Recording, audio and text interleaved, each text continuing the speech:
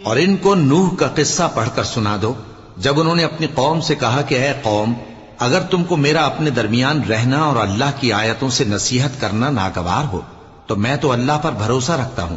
تم اپنے شریکوں کے ساتھ مل کر ایک کام جو میرے بارے میں کرنا چاہو مقرر کر لو، اور وہ تمہاری تمام جماعت کو معلوم ہو جائے اور کسی سے پوشیدہ نہ رہے، پھر وہ کام میرے خلاف کر گزرو اور مجھے مہلت نہ دو۔ اب اگر تم نے منہ پھیر لیا تو تم جانتے ہو کہ میں نے تم سے کچھ معاوضہ نہیں مانگا، میرا معاوضہ تو اللہ کے ذمے ہے، اور مجھے حکم ہوا ہے کہ میں فرما برداروں میں رہوں۔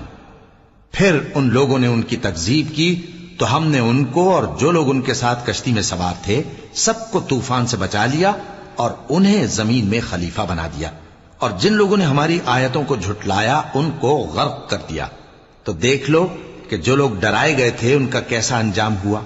پھر نوح کے بعد ہم نے اور پیغمبر اپنی اپنی قوم کی طرف بھیجے تو وہ ان کے پاس کھلی نشانیاں لے کر آئے، مگر وہ لوگ ایسے نہ تھے کہ جس چیز کو پہلے جھٹلا چکے تھے اس پر ایمان لے آتے۔ اسی طرح ہم زیادتی کرنے والوں کے دلوں پر مہر لگا دیتے ہیں۔